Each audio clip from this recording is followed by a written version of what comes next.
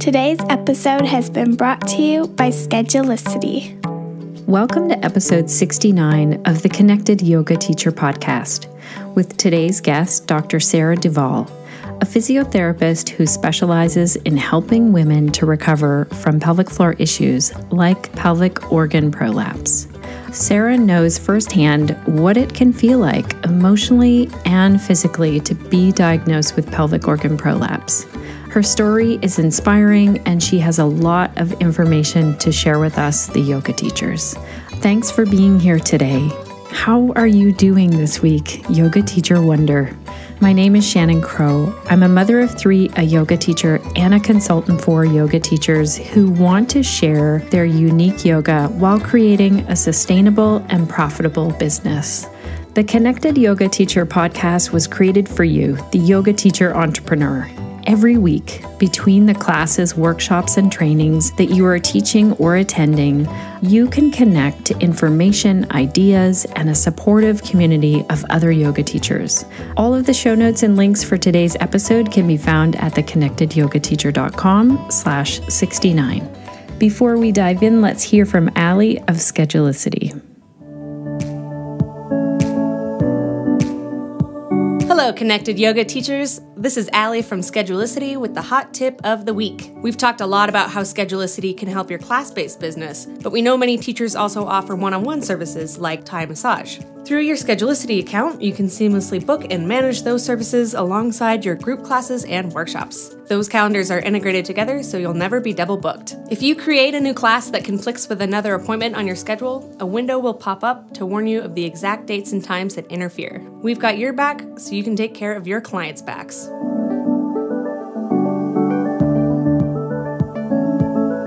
Thank you, Allie. Now let's dive in and meet Sarah. Dr. Sarah Duvall is a physiotherapist who mainly works with women, specifically athletes and mothers who need help with pelvic health issues, including diastasis and pelvic organ prolapse. Sarah says that she is tired of seeing injuries that are preventable, prolapses that worsen months after birth, back pain from lifting children, and other common things that she sees women dealing with. Her goal is to help women to exercise better. She sees many trying to get back into shape after baby with jumps, extreme exercise, crunches, and sit-ups, but this can be the cause of damage to both the abdominal muscles and the pelvic floor. Sarah helps women to build strength without getting hurt. She teaches an online program for moms who are recovering from pregnancy and childbirth. She also has an online course for professionals who are working with pre- and postnatal students. I got to know Sarah through a live webinar, and I knew that I wanted to invite her on the podcast to talk about what we as yoga teachers need to know about pelvic organ prolapse. Recently, I talked to Dr. Sinead Dufour, and she was telling me that 50% of women who have a baby experience some level of pelvic organ prolapse.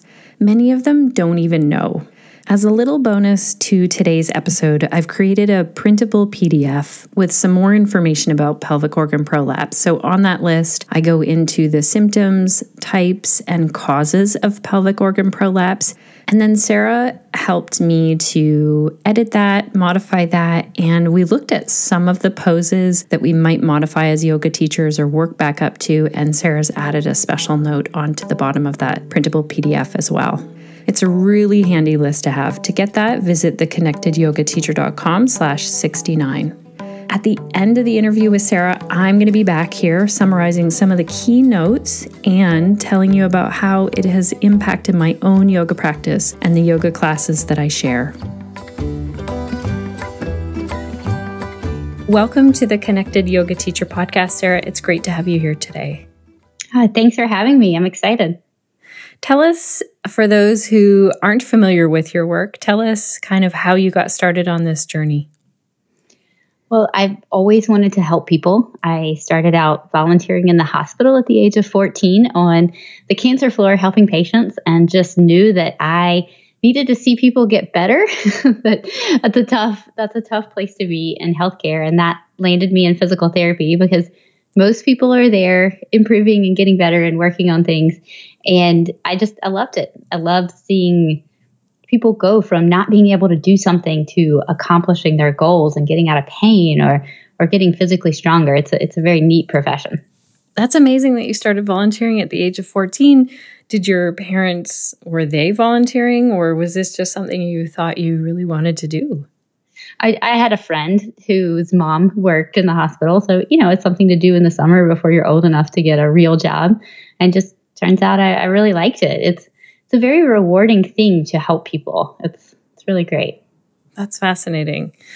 And so today I'm excited that we get to chat about prolapse and how that relates into a yoga class.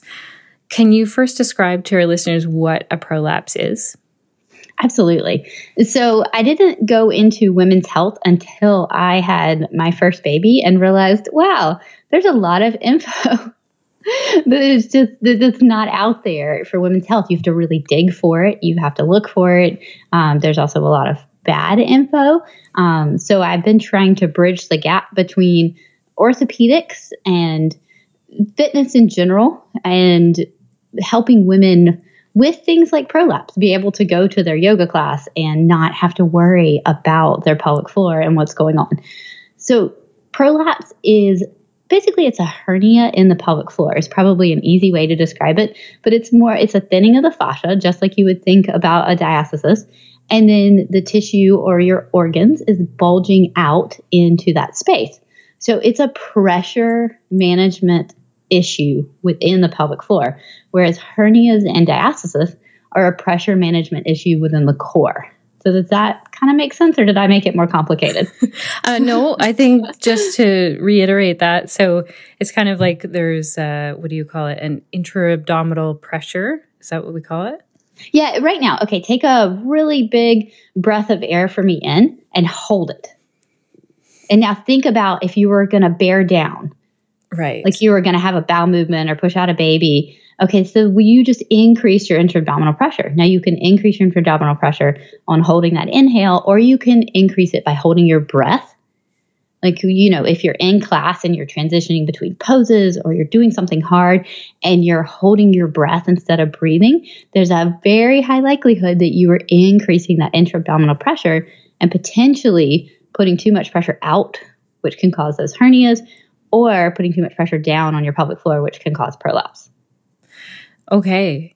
So we do that when we breath hold, and then are we also increasing that when we lift something heavy? Maybe. It depends on your strategies, which is what is so cool. So sometimes the word maybe coming from a healthcare professional is really frustrating because you're like, no, just give me a straight answer. But it's really not that simple, but it's good in a good way because then that means you can learn how to do it correctly.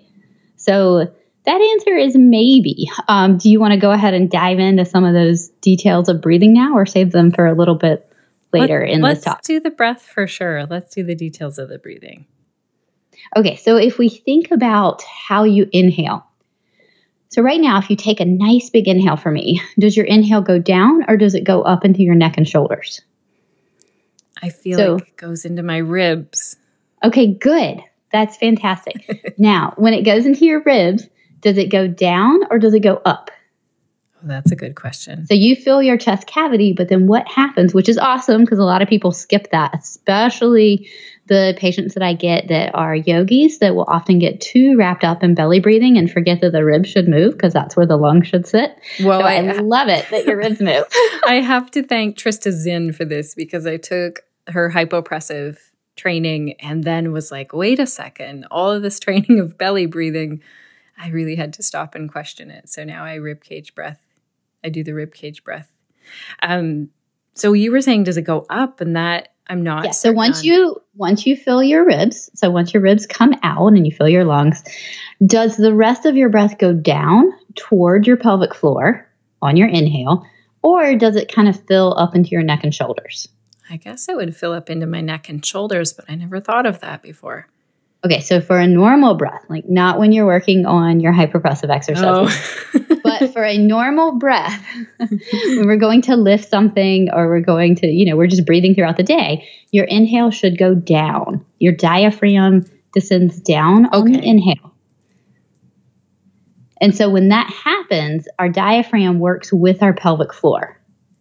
Right. So they are basically our pelvic floor is a diaphragm, and our diaphragm in the middle, and then the floor of our mouth too. So when people when they hold their breath and they close their mouth, they close their jaw in their throat, that also increases pressure a lot as well. So that's something just to be mindful of, especially when you're having a bowel movement. I know we're talking about prolapse here. We're talking about the pelvic floor. So we're getting a little off track from yoga, but I think this is an important thing to keep in mind because we're thinking about bringing all of this into our daily lives. So feel what's happening with your throat. If you have to bear down to the point where you're closing off your glottis, you're closing off your throat, you're probably increasing pressure down a little bit too much. And if you're worried about prolapse, then that's something that you should be very mindful of. I love how you're adding in this so that there are sort of 3 spots of that diaphragm, that it's at the throat, the diaphragm, and then also the pelvic floor. And what I just kind of realized is that in yoga, we talk about the 3 locks. So we have the Jalandhara, the Uddiyana, and the Mulabandha, and those are the exact same 3 spots. Yes. Oh, thank you for bringing the words out for that. I love yoga, but I am not a yogi, and to the degree where I can remember all the names for all the things. So thank you for bringing this back in. And you're absolutely correct. It's exactly the same thing. And that is one thing that I love so much about the yoga world is the mindfulness that is brought to the different parts of the body. I feel like other areas of fitness really lack this mindfulness. So I think it's incredible. All right. So when we take that breath in, we want to feel it going into the rib cage, and then does it help to imagine that the diaphragm and the pelvic floor are moving down? Or what do you feel is the most helpful for people? Like often people will say to me, I feel like I'm breathing backwards then. Do you have some? Yes. Well, and that's paradoxical breathing. And I typically find that people that breathe backwards tend to be the ones that bear down on the exhale and tend to have more trouble with their prolapse not healing.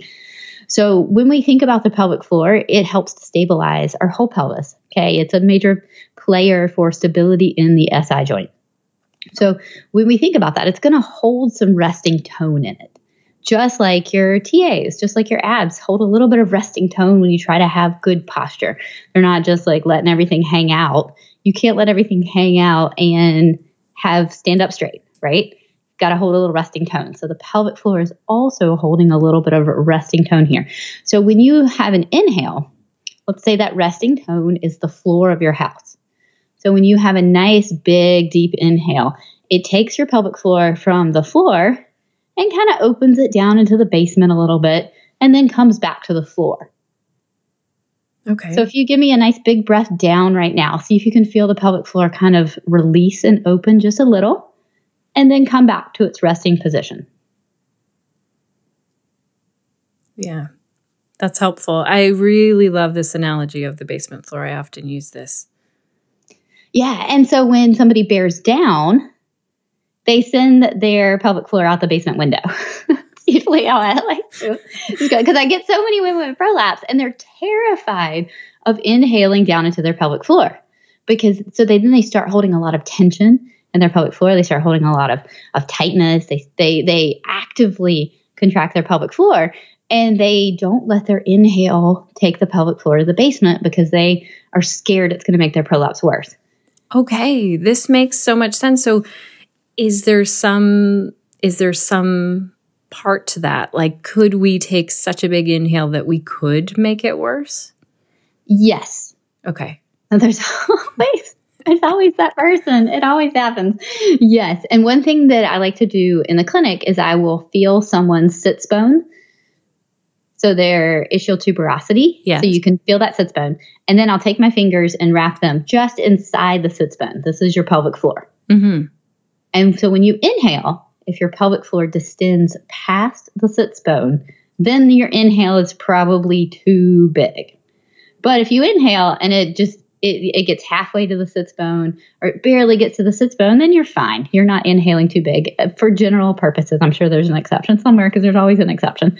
But I generally find that's a good way for you just to quickly check to see, all right, how aggressive am I being with these inhales for where my pelvic floor is right now? Okay. And are you saying that you palpate that internally or externally? externally. Okay, you can so even we do it could through do the this. clothes. So workout pants, yes. Okay. Our workout pants are awesome for being able to feel what's going on. So it's very non-invasive, and it leaves them with something where they're like, okay, I can check this at home. Yeah. And it's also a good way to check to see what the pelvic floor is doing. So you find that sitz bone, go right inside with your fingers. And then if you bear down, you'll feel the pelvic floor push into your hand. And if you lift up, you'll feel the pelvic floor firm up a little bit under your fingers and lift off just a little bit. So you can actually tell if you're getting a correct pelvic floor contraction just by feeling on the outside. This is great. This is great that we can have that awareness ourselves as yoga teachers. And I just want to clarify to our yoga teacher listeners that you are a physiotherapist. So yes, this is for self-checking. This is for, and you can describe this if you want to. I mean, I feel like it's a great thing to get more in touch with our bodies. And I feel like the pelvic floor is looked at as one of those things like, oh, we shouldn't talk about that. But to me, it's just another set of muscles in relation to trying to heal prolapse and get women where they need to be. And so I think we need to talk about it more. So helping somebody in your class say, all right, let's feel what our pelvic floor is doing right now. Let's not be embarrassed about this. I think there can be some good found in that. That's fantastic. I know there's even some like giggling and like looking around when I say, okay, let's find our sitz bones, because we kind of go through the anatomy of the pelvis there. So this is one more piece to add to it. And even if we're telling students like you could do this when you go home and then I think that's great that we're open. I find the attitude that you bring to it is very important. So if you treat it professionally and like something that we need to talk about, then it is something that it puts your clients at ease as well. Yes. That's so true. It's so true. I always like to tell my yoga students, I'm okay to talk about anything up here because we specialize in, like I do a yoga for pelvic health specialty class. So they know that I'm going to talk about lots, not that they have to, but I like to give as much information as possible. Absolutely. And then if they're opening up to you because they feel comfortable, you might be able to pull through that and say, you know what, this can really be helped by pelvic floor PT. Like, yes, you might need some internal release work done. Oh man, it sounds like you might be contracting the back of your pelvic floor instead of the front. You might need someone to get in there internally and help guide you through how to contract the inside of the pelvic floor correctly, not just the outside. So, I mean, the more you know as a teacher, the more you can help your clients find the best resources, which then makes them come back to see you. Yeah.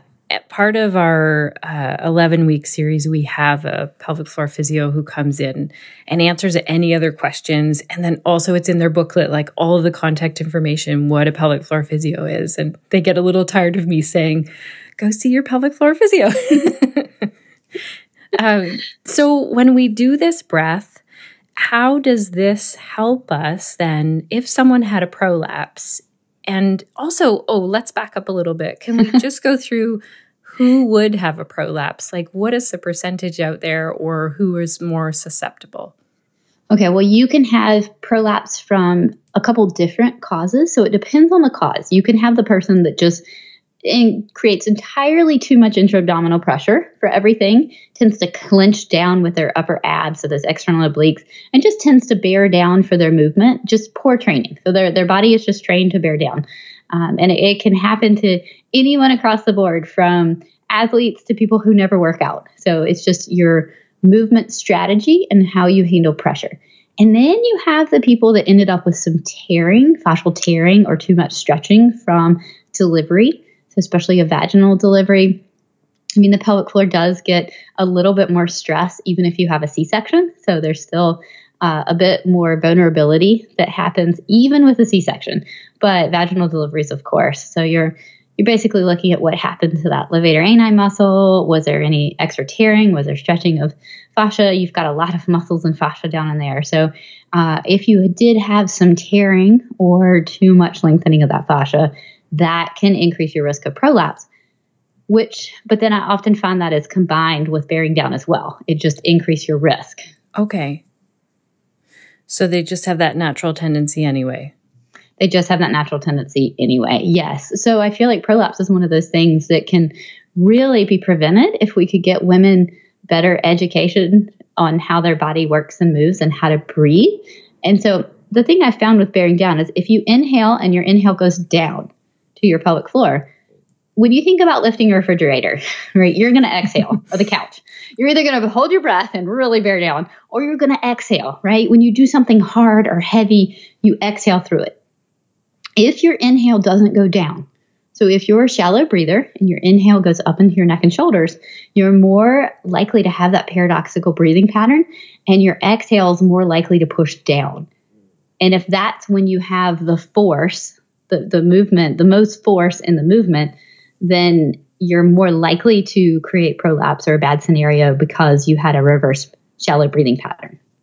Okay, can you say that one more time? So when we take that shallow inhale, if we inhale down, then our exhale is most likely to come up, keeping our pelvic floor safe.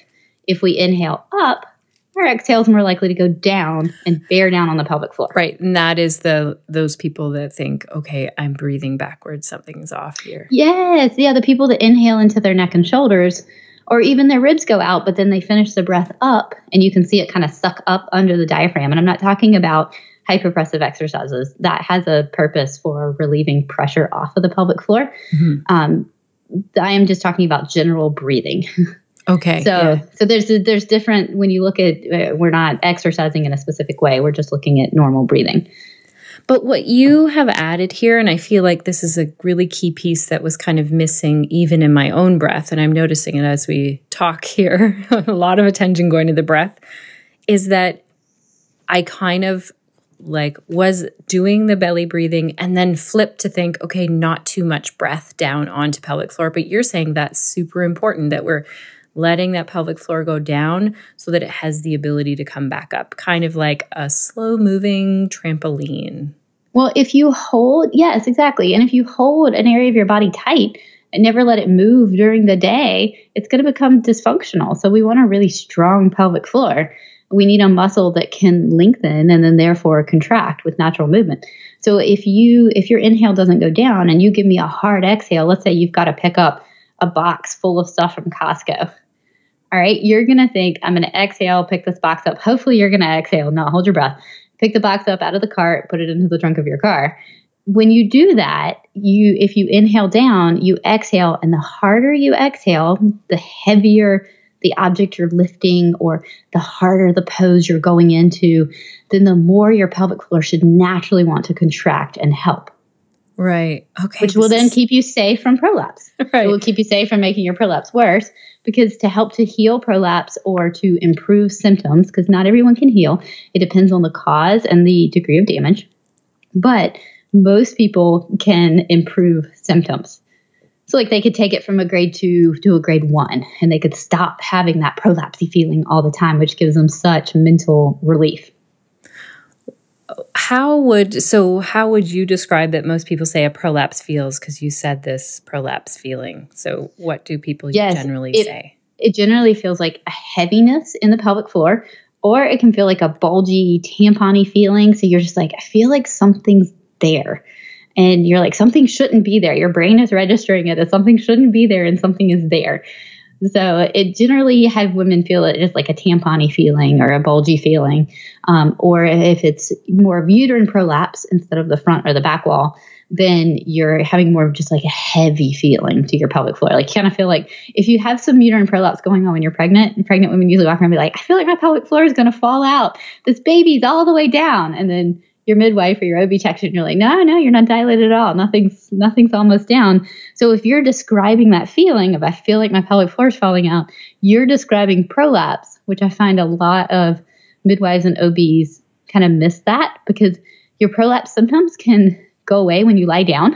So if they're not checking you and standing with gravity, then they're probably not catching your prolapse. So if you're describing that feeling and your midwife or your OB is like, oh, well, yeah, I don't know what that is. That's kind of strange. Just do your Kegels.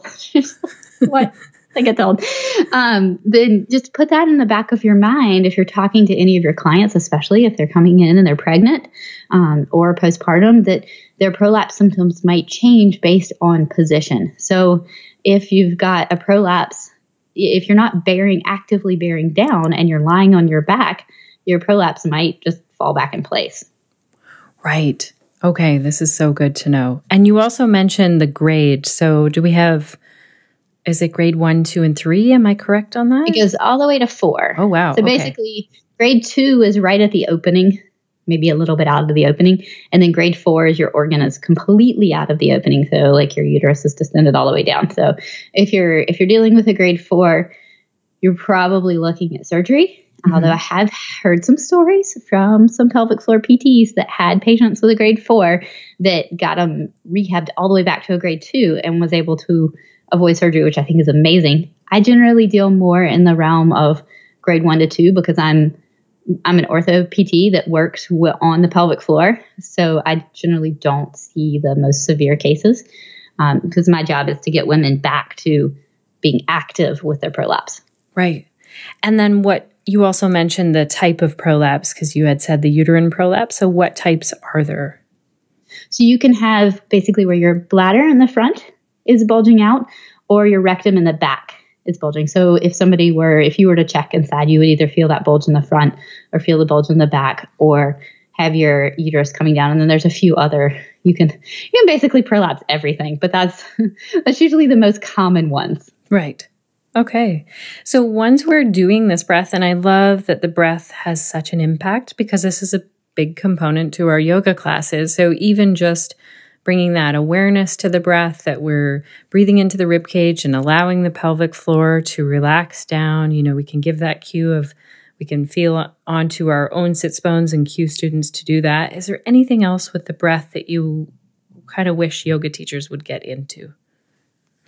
Making sure people breathe correctly through transitions.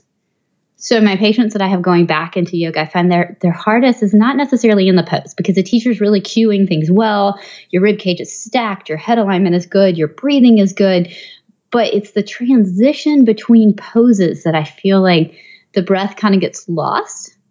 So maybe cueing people to have a nice inhale and then exhale as we transition into this next pose. So you get them set correctly. So think about that inhale down, gets their pelvic floor set, ready for action. And then the exhale on the movement keeps their pelvic floor safe. Do you typically always do exhale on the movement? Like say if we were moving from, last night in class, we were doing warrior 1 to tree pose, like quite a transition and offering lots of modifications along the way. But would you, because kind of the movement is up into tree, would we then take an inhale there before we move back, or can we play around with it a bit?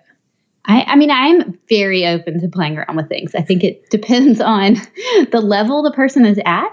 I mean, if they're having to struggle to get there, then they're probably going to need to exhale because if not, they may catch themselves bearing down, and then it just comes down to a self-awareness issue.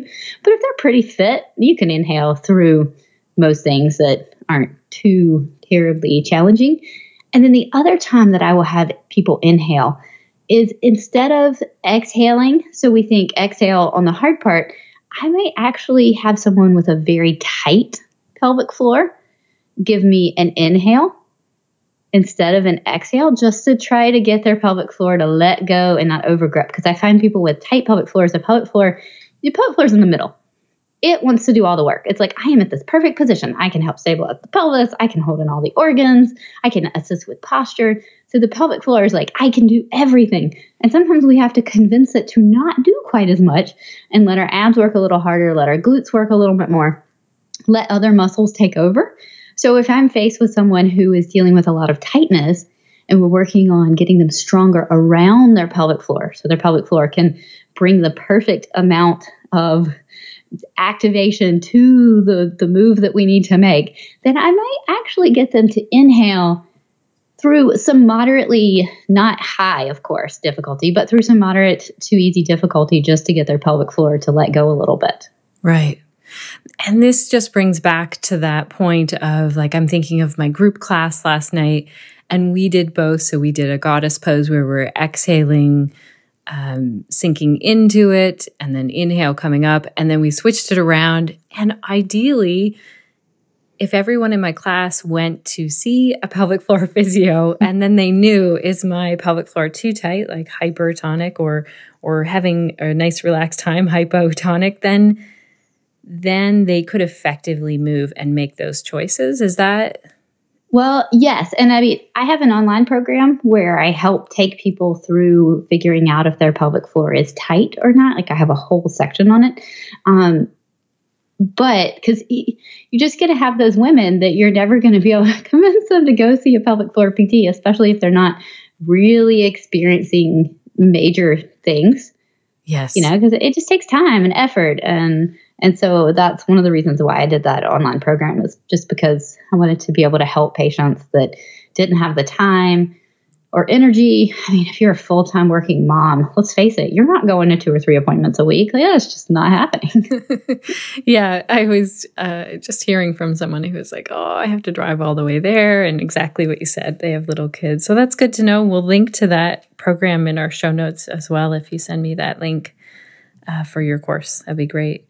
So when these students are coming to see us and they know that they have a prolapse, so would we be saying, and obviously they've been referred, like their pelvic floor physio said, okay, I'd like you to go and do yoga as part of this, and they're in our class, or they were diagnosed with a prolapse and they really want to get back to yoga and everyone's given the okay. Is there anything that we need to be very aware of with them?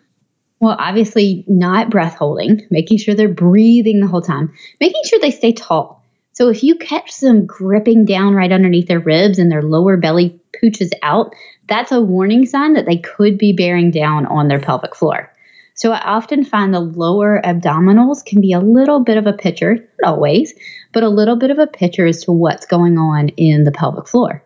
So if you have them place their hands on their lower abs and they inhale, they feel their lower abs move out a little bit, just like that pelvic floor, lengthens a little in the inhale, and then through the whole entire exhale, their lower abs continue to come in, then their pelvic floor is safe. But I find a lot of women will, the first part of the exhale, the pelvic floor will lift a little. Their exhale will come from those deep lower TAs as they wrap and get all the breath out. And then they'll over grip down with those external obliques, pulling down with the ribs, and then their lower belly will bulge out a little bit more. And that's that external view. And the good news is everybody wears really tight clothes to yoga class. So that's that external picture that I look for a lot. If I'm analyzing somebody over video, I will watch the lower abs to see what happens. And oftentimes things will be great. They'll have a good setup. And then it's the last part of that motion where they start to bear down or bulge out a little bit. Like, whoa, you got to stop right here. What you're trying to do is a little bit too hard. You're trying to bring too much oomph and effort to your system. And when you're doing that, you're overpowering your pelvic floor. Right. So really watching those poses for any sort of doming at the abdomen, or, and you often see this, and I have it in my own practice, that breath holding, like we get focusing so much on a pose. Mm-hmm. Well, try that for me right now. So inhale and let your belly come out, your lower belly come out on the inhale, and then exhale really hard. I want you to keep going. Long, slow, steady exhale all the way, and then really grip down with the top of your ribs to get the last little bit of that exhale all the way out. It's like a lot of effort to do that. Yes, it's a lot of effort. But if that's their tendency and they're kind of overdoing, or they're just not in shape to be doing what they're trying to do, then you'll often see those over gripping of those external obliques. And these are often the women who leak as well. I know we're talking about prolapse here, but those external obliques tending to kick in too much is one of the most common things found in women who tend to leak. Right. Well, and we know it's all related. Like the pelvic health issues are all connected. Okay. Yes. And this is interesting. I know that yoga has some breath holding. I don't teach those practices anymore.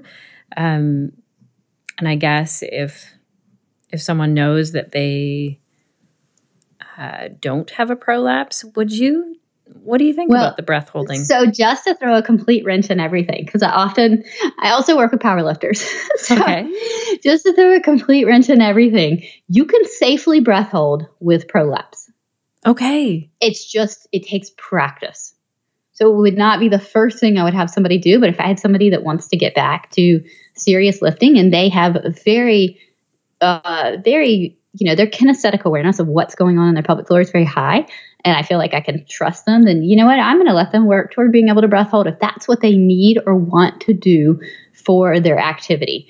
Holding a Valsalva, so where you hold your breath, is not the same as bearing down. So there's actually been 2 really good studies looking at this. And so people bear down, or they can do a Valsalva. So that's kind of the cool thing. So you don't necessarily bear down when you breath hold. So breath holding in and of itself is not the evil thing. It's the bearing down that will often go with it if the person has not been trained properly. Right. Oh, and one other example of that. I love how your language in this is very empowering for people who want to get back into movement, because I feel like that's one of the key pieces with it. Anything pelvic health-wise, especially a prolapse, is people feel like they just can't do anything anymore. So I appreciate that a lot. And I was just thinking with the breath holding, the hypopressive technique, which is very similar to Uddiyana Bandha in yoga, is a form of breath holding, but it actually pulls everything back up. Mm-hmm. Yeah. Yes, which is great. Mm-hmm. It's great. And then you look at the hypopressives, because you're essentially inhaling on a closed glottis, but that relieves pressure off the pelvic floor. Yeah. So I think anything is possible. And I think people can do mostly whatever they want, as long as they're willing to take the time to learn how to do things correctly and feel what's going on in their body. Then I really, as being someone who has personally had prolapse and recovered from it, I would have hated for somebody somewhere along the way, a healthcare professional via a doctor or even a PT, to tell me that I had to stop doing my sports. Right. So prolapse is emotional and crushing enough as it is. So spreading a little bit of hope that these women can get back to doing whatever they want to do, as long as they're willing to put in the work, I think is what we need to be telling people with prolapse. I think that is such an important message. And often that's the question that I hear. People often will say, well, can I heal a prolapse? Would you share like when you found out and what you had to do?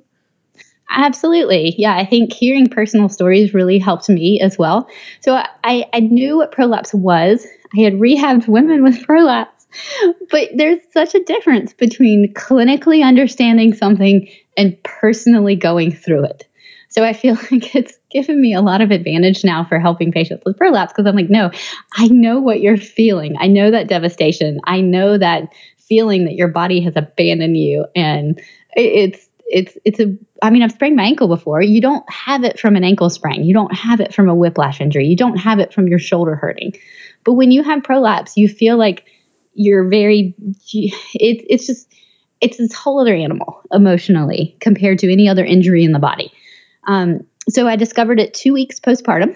I had some fascial tearing with delivery, and the baby's head was stuck, and he had his hand stuck up by his head, and it took a lot of hard pushing to get him out. So I had a little bit of fascial tearing, and then I ended up with a grade 2 prolapse because I did too much too soon postpartum as well. So I think it was originally like around a grade 1, maybe grade 1.5, and then I was super stupid, which is a great lesson learned. I just did a little too much and pushed it all the way to a grade 2, which is no fun. And then it took another week of me grieving and complaining to my husband before he's like, you need to fix this. Stop whining to me, which is what everybody needs at some point in this recovery process, is someone to say, hey, this is your body. You need to step up and take care of yourself. Moping around and complaining about it is not getting you better. I definitely think you need that grieving period. Everybody needs it. And that's going to be shorter or longer depending on where you're coming from emotionally. But I do think at some point that grieving period needs to end, and you need to move forward into healing, emotional healing as well as physical. So it took a lot of playing around, because what heals prolapse is different from person to person, because you're looking at optimal function of the pelvic floor. So how is your breathing system? Are you bearing down? What's going on in your hips? I find if you don't have a great glute max, like your femur moves too far forward in the socket and your deep hip rotators are tight, that can cause dysfunction within the hip socket, which then causes dysfunction within the way the pelvic floor is firing. And a lot of this stuff can be minor, but when you're trying to heal something that hard, that difficult to heal, you need more of a perfect environment to let that happen. So I think that's why a lot of prolapse doesn't get better. So it just took working through stuff. I had about a zillion relapses. Oh God, I had to relearn every single motion because I bared down more than I thought I did. You don't realize how much you do something until you have this glaring thing pointing it out to you. Baby wearing about killed me, but I had a 3-year-old and a newborn, and my 3-year-old wanted to play. And so it's hard. It's hard when you have more than one kid and you're forced to be active. Right. Which is most mothers who have more than one child. Exactly. Yes. Yeah. And so it took me probably about 6 months to fully wrap my head around keeping my prolapse in place and not having relapses. And then that was reestablishing optimal pelvic floor strength and function, breathing, retraining all my motions for not bearing down. And then it took a while longer for it to heal. And what I mean by that is I feel like my fascia is very strong now. Like I can bear down hard on my pelvic floor and my prolapse doesn't come out more than like a little grade half or something. So I actually experienced healing of my prolapse, which I think is incredible, but it took a lot of work. It took a lot of emotional energy and it took a lot of focus. I really appreciate you sharing this because it gives a little window into what someone goes through with a prolapse.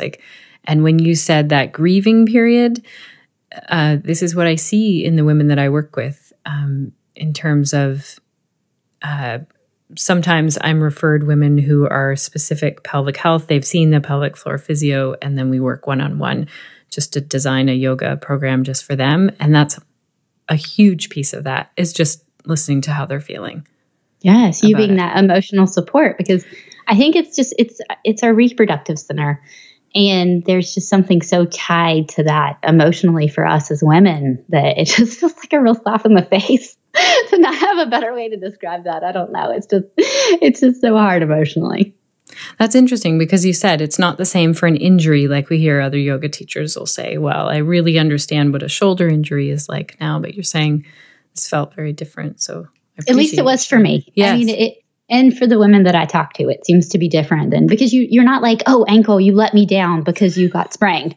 You don't feel devastated and like your body is never going to be the same. And, and you think about it 24/7 and you can't, you have trouble turning it off and thinking about something else because it just seems like it's always with you. You have an ankle sprain or your shoulder hurts, you can just relax on the couch for a little bit and turn it off and not think about it.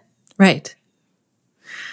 Well, this is great to know that that it was hard work and that you had relapses in that. I think that's important for people to, if they're dealing with a prolapse or they're working with someone who is, that they're going to see that as well. I really like people to understand that when we start on this journey, it's a very bumpy road to the top of the mountain. So there's going to be a lot of ups and downs, but as long as you're moving forward and we're moving toward that goal, then you'll get there. Right. And so is there anything in yoga class or in the way we're doing movements that you feel like, keep this in mind if someone's coming to your class and they've come to you and said, I have a prolapse? It's just going to come back to their history. If they're a yoga teacher themselves, they're probably going to be pretty good at doing most anything. And then it's just going to come down to doing too much too soon for what your body is ready to handle. So that's going to be, everyone's own personal level. So really reiterating to them to listen to your body. If it feels like you're straining or if it feels like you're bearing down, you need to back off just a little bit and do a modified pose for now. And then we can get you there. And I think that adding that for now is very important for their psyche. Mm-hmm. Is there any way to know if we're doing that bearing down, say we're just reaching over to pick up a young child or, like you said, a box from Costco? It's kinesthetic awareness. So if you hold your arm out, you know where your arm is in space. If you press your tongue to the roof of your mouth, you know your tongue is pressed to the roof of your mouth. I think in Western society, we do a very poor job of helping women get in touch with their pelvic floor. But it's a part of our body just like any other part. And we have to spend the time to get in touch with it so that we can tell what's happening in it. Mm-hmm. This is really good awareness. It's making me think, like, are there poses in yoga that we do where we could just offer a little check-in, like what is Yes, remind them to check in. What is your pelvic floor doing right now? Are you creating too much pressure down? Let's relieve some pressure off your pelvic floor by coming taller. I find that if we can lengthen the abdominal cavity, it gets rid of some of that pressure down on the pelvic floor. So if you see somebody kind of hunkering down or they're hunching a little bit, then they could be creating too much pressure down. I like that idea of just checking in more frequently if in a subtle way of having them check in with their body. Mm-hmm. This lengthen is really good. I'm thinking of side plank, and you kind of see people curl in a little bit. Yes. And then they can overgrip. And then when they exhale on that side plank, are they bearing down on that exhale, or are those lower abs flattening a little bit? And I see lots of yoga instructors with SI pain, and I often see them where they over-recruit their paraspinals for their side planks and under-recruit their abs. So they end up with a little bit of rib flare and side plank. So that's just the PT side of me wanting to be picky. Well, it's so interesting that you say that, because we do hear a lot of, and some people are saying, like, is it hypermobility? And so you're saying... I don't think so. I don't think it's it's hypermobility that can set you up for having an increased risk of something, but then it's how you are moving your body and how the muscles are firing that's causing the problem. So your SI joint isn't hurting because you're hypermobile. Your SI joint is hurting because of how the muscles around it are pulling on it. So if you have better muscle balance and better firing for when muscles are kicking in and how much they're kicking in, your SI joint won't hurt. Right. Oh, there's so much that we can I did my doctorate on the SI joint. I love it. It was back in 2008. But that's part of what led me into this pelvis discovery. Is I've always loved how the pelvis moved and functioned, and that was part of my wanting to learn more about the pelvic floor, especially after that first baby, wanting to learn more about the pelvic floor and how it relates to the structures around it, and not being so pelvic floor central. So I feel like that's what I'm bringing to the table as an ortho PT, looking at the pelvic floor. Right. Oh, that's fascinating. Anything else that you would share with yoga teachers that you just think this would help your students a lot, pelvic health wise or prolapse wise? Any other points that you really think would help? I can't think of anything. I think your podcast is phenomenal, and I think if they're listening, they're already going above and beyond and truly caring about people to improve and get better. So I think it's wonderful. And anything that you'd like to say for people who are dealing with prolapse, yoga teachers or not, anything that you would say, I wish I would have known this at the beginning? It's worth putting in the time. You have two choices. I mean, you can put in the time and effort, and you can deal with all the setbacks, because there is going to be lots of setbacks. Or you can give up. And I don't think anyone should ever give up. So stick with it. You are worth it, and you're going to have some bad days, but you're also going to have some good ones. So if you can hang in through those bad ones, it will continuously get better. Thank you so much for this, Sarah. If people want to get in touch with you further, I know that you have your online course. What other offerings do you have? So I have a course for non-professionals, for just women trying to navigate this on their own, that offers a lot of education. And then I have a course for professionals that I've had a lot of yoga instructors take. And I actually even have a little section on there where I talk through some of the yoga poses and have some studies from that. So that just looks at diastasis and pelvic floor issues and leaking and prolapse and posture and breathing and the whole SI joint, the whole 9 yards. So I've got different, I find people need to be approached differently. And if I try to give the why and the complexity and all the studies to someone who just had a second or third baby, they're going to be completely overwhelmed. So I wanted to approach this from different places, depending on who the audience was, I guess. So so on my website, Core Exercise Solutions, you can find out more. Awesome. Thank you so much. I'll put a link to that in our show notes. Fabulous. Thanks so much for having me. Thank you again, Sarah, for your time today. Wow, connected yoga teachers. I feel like I was really learning through this interview. I'm sure you could hear it, and coming to a few conclusions. And so I wanted to really summarize the key takeaways that I found pretty helpful for all yoga teachers. And I'll tell you kind of how I'm using them in my own practice and in some of the classes that I'm teaching, and also the pelvic health yoga teacher training that I lead. So number one is pranayama, that breath. So Sarah talked to us about keeping that breath continuous and to really practice breathing through transition. So I've been looking at this in my own classes. Also, we talked about when to use that exhale. So if it's a struggle to move, the exhale can help, but not to always use the exhale. Try inhaling to move as well. I've been playing around with this in my own practice and then bringing that to students that I'm working with. I also found it so interesting, and this is the first time that I heard that, if someone has a hypertonic pelvic floor, one that's really gripping and tight, an inhale to move may be more helpful. Number two is the relationship between the 3 locks and the 3 diaphragms, just to check in that we're not holding tension in the jaw, in the abdomen, in the rib cage, and how this really translates to the other ones. Number 3 is building that body awareness, and yoga is amazing for this, to bring awareness to the pelvic floor. So I now started to teach that pelvic floor breath palpation that Sarah introduced me to in this podcast episode. So I started doing it for myself when I was taking a breath, and I realized that I was a bit hesitant to move the breath down. So I had kind of come full circle. For some of you who know me, I was teaching belly breathing out of my yoga teacher training, and then that all kind of changed course. If you want to hear that story, I interviewed Trista Zinn, and she talked about that. It was taking the hypopressive training with Trista Zinn that really started to shift my mind. But I feel like I almost tipped too far the other way. So I was feeling like I needed to keep my breath still pretty high up in the rib cage. And I love how Sarah then introduced this whole idea that we need to bring it down, let pelvic floor move down enough so that it can effectively come back up. So play around with that a little bit. If you want to go back, you can look for the clickable timestamps where Sarah is talking us through that, how to hold on near the sitz bone and palpate the pelvic floor. And I tell you, this is a great thing. I started using this in my group classes, and everyone was pretty fascinated by it. And then also in yoga teacher training. Sarah talked about in this episode as well about referring to a pelvic floor physio, and I cannot tell you enough how much of an impact this makes. So I try and meet with a pelvic floor physio every 2 to 3 months online as a mentorship. And also from doing interviews like this, I learned so much from pelvic floor physiotherapists about different topics that relate to pelvic health.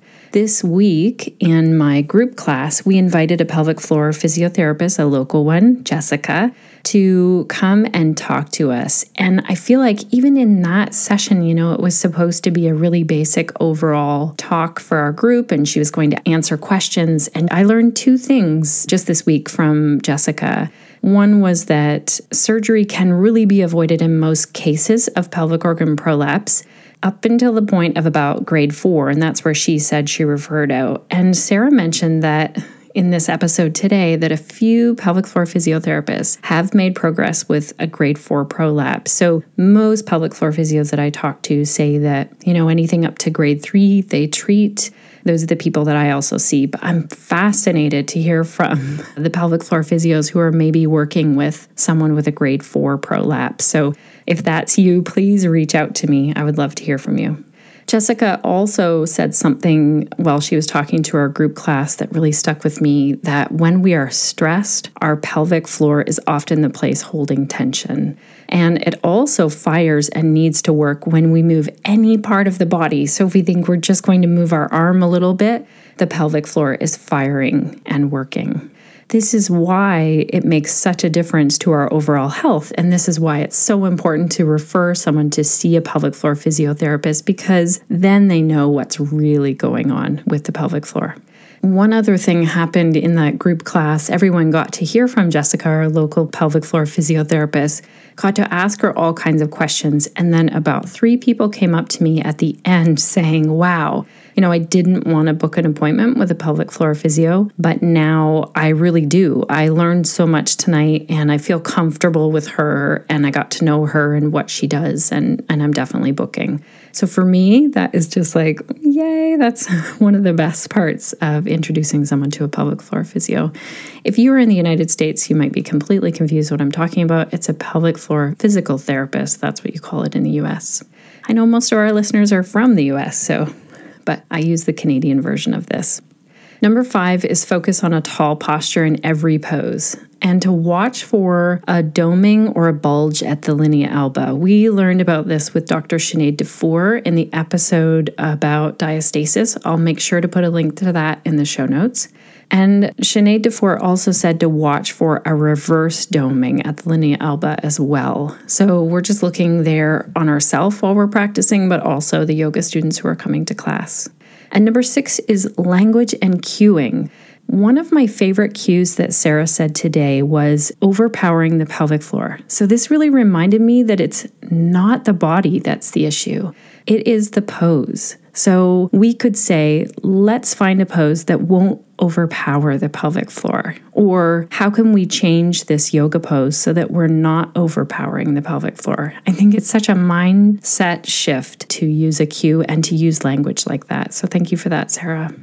So as you might be able to hear, I get super excited about anything pelvic health related. It just is my niche now, and I'm diving in and learning more and more all the time. I am going to get Laura, our amazing show notes writer, to list out all of the pelvic health episodes in case you want to go back and have a listen to those. Also, if you want to learn more about teaching yoga for pelvic health, I offer an 8-hour online training or a 20-hour in-person yoga teacher training. I'm actually getting ready. All the boxes are packed to head off to a weekend of teaching this. I am so excited because the manual is way bigger than I had planned. So the manual now turned out to be, I thought, 50 pages is pretty good for a 2-day training, but it's over 100 pages. I just couldn't cut anything out. So I'm super excited to bring that to a group of yoga teachers. If you are wanting to book this training for your studio or a group of teachers in your area, feel free to reach out to me. My main goal with the online course and also the in-person teacher training specific to pelvic health is to make it so that yoga teachers feel really ready to dive in and teach at least a 12-week session focused all on pelvic health. So I'm excited that I'm offering this in my community. It's always full, and I want to see other yoga teachers offering it. Before I sign off here today, I wanted to share a couple of personal notes that are going on here. So I feel like summer is fast approaching here in our house. Tonight is Thursday, and my oldest son, who's almost 20, Wyatt, he comes back through from college every Thursday night and has dinner with us on Thursdays. So we have a card ready for him, and we're going to get a cake because he is finished his first year of college. He goes once a week and he's doing a millwright apprenticeship. So I'm super proud of him for really digging in and finding his way. And he seems to have found something that he really loves doing. The 2 younger kids, I want to call them little kids, but they're not that little. They're all taller than me now. They're done school soon here too. And so I wanted to let you know that if you are wanting to book with me a one-on-one consultation call, things are getting pretty booked up. I see on my calendar that June and July are fully booked, but there are openings for August and September. If you go to theconnectedyogateacher.com and look for Work with Shannon at the top, you can book with me there. Things are pretty packed because we've planned 2 summer vacations. I'm super excited about that. And then I wanted to have some extra time with the kids this summer and time in the vegetable garden. It's one of my favorite places to be. If you want to see updates about my vegetable garden, you can follow me on Instagram. I like to post there. And I've decided to start a garden highlight in my stories because I don't post it all the way in my feed, but I am doing it a bit in the stories. Have you left a review yet? We read each and every review on iTunes and on our Facebook page, and we also like to read them out on the podcast. So today's share is a note sent to us in our Facebook group questions. Lizzie, thank you so much. Lizzie is from Massachusetts, and she wrote, Thank you so much for all the work you're doing, Shannon. Resources like the one you've created are already making me a more confident, wise yoga teacher. I appreciate you a whole lot. Well, I sure appreciate you taking the time to write this, Lizzie, so thank you for doing that. Thank you also to our Connected Yoga teacher team, Laura, our amazing show notes creator, who makes them with clickable timestamps and helpful information, Samantha, our virtual assistant, who really organizes our tasks on Trello and our calendar and Schedulicity, and even gave me a call this week to say, hey, Shannon, your to-do list is getting out of hand. How are you going to work through this? So that was helpful. Also, thanks and welcome to Susan, our audio editor for today's show. Susan, we are so grateful for all of the work and your helpful tips on top of making the podcast sound amazing. Then uploading all the files to Libsyn. It has been wonderful having you on our team. So hello and welcome to Susan. Okay, Connected Yoga teachers, stay connected to self, to your practice, and to your community so that you can share the yoga that lights you up.